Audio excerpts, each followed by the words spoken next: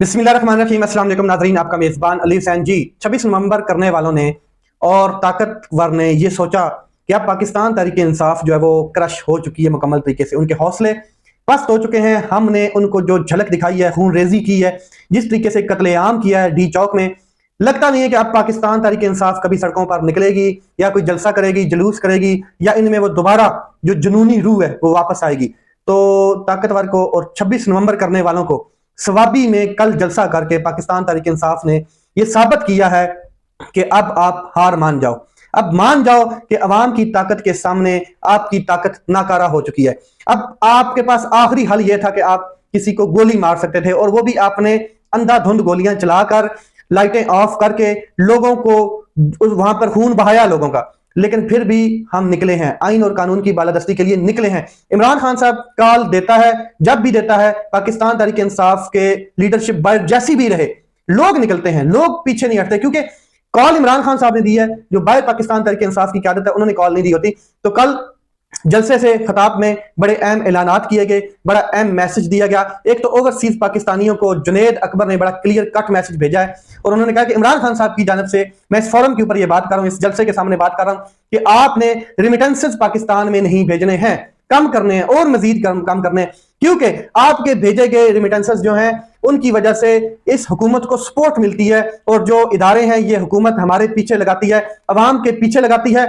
इन remittances को जो इख्तियारात हैं उनमें लाया जाता है, और ये जो पैसे हैं आपके भेजे हुए, ये सरहदों की हिफाजत के लिए नहीं इस्तेमाल किए जा रहे। यहां पर पार्टियां बनाई जाती हैं, पार्टियां तोड़ी जाती हैं, और हमदर्दियां तब्दील करते हैं। इसी पैसों से हमारे बेडरूम्स में कैमरे लगाए जाते हैं, ऑडियो लीक्स की जाती हैं, वॉशरूम में कैमरे लगाए जाते हैं, बक किए जाते हैं कमरे, और लोगों की वफादारियां चेंज की जाती हैं, ताकि ये पाकिस्तान तहरीक इंसाफ या जो पाकिस्तान के अवामी नुमाइंदे हैं उनको ब्लैकमेल कर सकें। तो ये बिल्कुल क्लियर मैसेज था कि आपने रिमिटेंसेस नहीं भेजने हैं किसी सूरत में भी, पाकिस्तान में आपने कम करने हैं रिमिटेंसेस। इसके बाद किसी गलत फहमी में ना रहना। जुनेद अकबर नई लीडरशिप है केपीके की, क्योंकि इन्होंने सदारत का ओहदा अभी संभाला इमरान खान साहब के कहने पर। अब ये किस तरीके से केपीके में एक नई रूह फूंकते हैं ये देखना है। तो उन्होंने कहा कि किसी गलत फहमी में मत रहना, क्योंकि आप तो हमारी खवातीन डॉक्टर यास्मीन राशिद, सनम जावेद, आलिया हमजा, तैयबा राजा, इनको भी आप तोड़ नहीं सके, तो हमारे वर्कर्स को कैसे तोड़ेंगे? डी चौक के लिए तैयार हैं,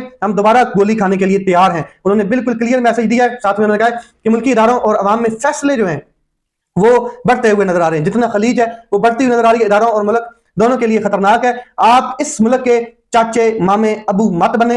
ये मुल्क मेरा है, ये जमीन मेरी है, आप सिर्फ सरकारी नौकर हैं। आप तो चले जाएंगे, मगर ये मुल्क जो है इसी तरह कायम रहेगा, और इदारे जो हैं इसी तरह रहेंगे, और हम इन इदारों को ओन करते हैं, हम इनके मालिक हैं। आप नौकर हैं, नौकर नौकर होता है, मालिक मालिक होता है। नौकर अपनी नौकरी करके घर चला जाता है, मालिक उधर ही होता है, और एक नया नौकर आ जाता है। ये असल में मैसेज था। तो क्लीन बोल्ड किया जुनैद अकबर ने। उन्होंने कहा कि 26 नवंबर को हमें बिल्कुल उम्मीद नहीं थी कि हमारे इदारे हम पर गोलियां चलाएंगे। अगली बार हम आपकी गोलियों की तैयारी करके आएंगे। इस बार खान ने अगर हुक्म दिया तो मोहसिन नकवी की चाल चलन ठीक हो जाएगी, उनकी जो चाल ढाल है वो भी ठीक करेंगे। बिल्कुल क्लियर। जुनैद अकबर ने अपनी तकरीर में कहा कि शख्सियात चलती जाती हैं, चली जाती हैं, रहती नहीं है, इदारे मौजूद रहते हैं। मुल्क की बका और सलामती के लिए इदारों की मजबूती जरूरी है, और इदारे इस वक्त मजबूत होते हैं जब उनके पीछे कौम खड़ी होती है, अवाम खड़ी होती है। लिहाजा अवाम की आवाज सुनी जाए, अवाम के वोट और फैसलों के सामने सर तस्लीमें खम किया जाए, अवाम और इदारों में फासले खत्म होने चाहिए।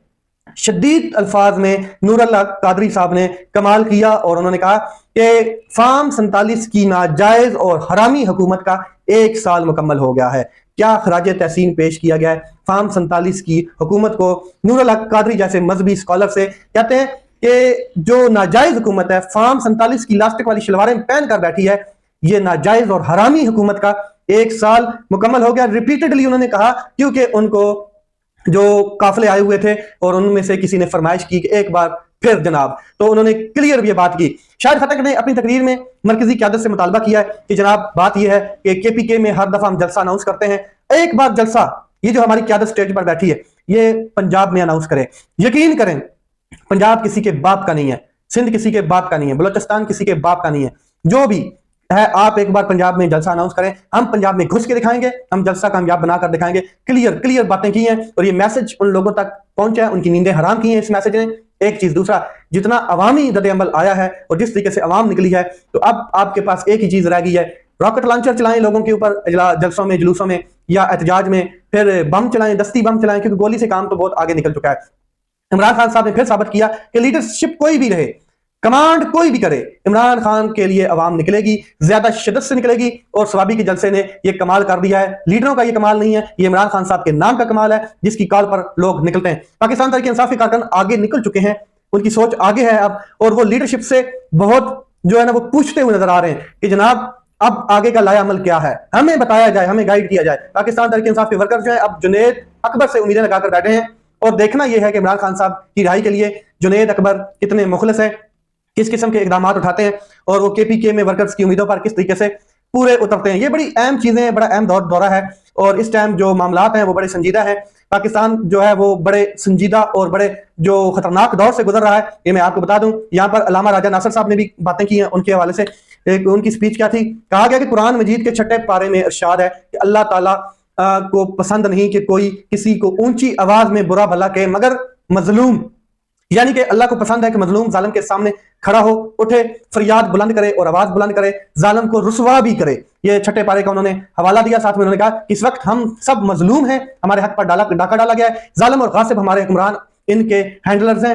और 8 फरवरी को पाकिस्तान के लोगों ने अजीम फैसला किया कि हमारा हुक्मरान वो होगा जिससे जेल में बंद किया गया है। लेकिन इक़्तिदार के जो भूखे हैं, दरिंदे हैं, उन्होंने भेड़ियों ने, कातलों ने, राजनों ने, डाकुओं ने रात के अंधेरे में डाका डालकर इमरान खान साहब का मैंडेट चोरी किया। बिल्कुल क्लियर बात की है। और उन्होंने आगे क्या कहा है वो मैं आपको बता देता हूं कि 8 फरवरी के डाके को 1 साल हो चुका है। हमारा मुल्क सियासी माशी अमन और अमान के बहरान का शिकार है। हमारा मुल्क दुनिया के बदलते हालात में इररेलेवेंट हो चुका है। अब रास्ता क्या है, हमने करना क्या है?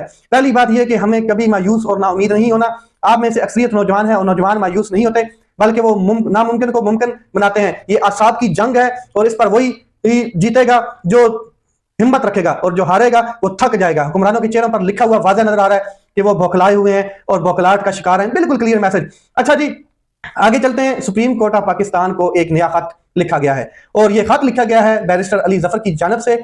और बैरिस्टर अली जफर ने खत लिखा है कि जो जुडिशल कमीशन का इजलास 10 फरवरी को बुलाया जाना है उसको मौखर किया जाए, क्योंकि जस्टिस याह्या अफरीदी साहब कॉल कर चुके हैं कि 10 फरवरी को एक जुडिशल कमीशन का इजलास बुलाया जा रहा है, जिसमें दोबारा जितने नए जजेस हैं उनकी तकर्री के बारे में मुशावरत होगी। तो अली जफर साहब जो है वो जुडिशल कमीशन के इजलास के अंदर एक मेंबर भी हैं, वो इस कमीशन के मेंबर भी हैं। तो उन्होंने ये जज साहब को लिखा है।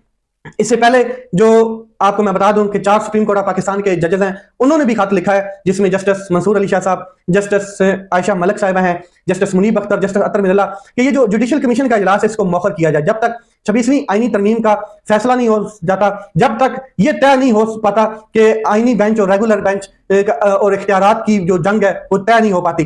तो 4 जजेस इस्लामाबाद हाई कोर्ट के, 5 जजेस वकला, इलेक्शन कमेटी, लाहौर बार, कराची बार, इस्लामाबाद जो हाई कोर्ट बार है, council Islamabad high court bar और इस्लामाबाद डिस्ट्रिक्ट बार समेत मुख्तलिफ वकला तंजीमों ने भी इससे पहले इस्लामाबाद हाई कोर्ट के जजेस की सीनियरिटी का मसला जो है हल होने तक इस इजलास को मौखर करने की इस्तदा की है और मुतालबा भी किया है। ये जो सीनियरिटी का चक्कर है इस्लामाबाद हाई कोर्ट का जजेस का, ये मामला भी बना हुआ है, और इसलिए ये बार बार खतूत लिखे जा रहे हैं कि इस मामले को हल होने तक, जब तक ये मामला हल नहीं होता है तब तक ये जुडिशल कमीशन का इजलास जो है मौखर किया जाए। अब देखना ये है कि जो सुप्रीम कोर्ट ऑफ पाकिस्तान के चीफ जस्टिस हैं काजी फायद ईसा साहब, डमी चीफ जस्टिस कह सकते हैं, क्योंकि उनके पास इख्तियारात ही नहीं नजर आ रहे कि वो क्या करेंगे, किधर से हुक्म आएगा, कौन उनको।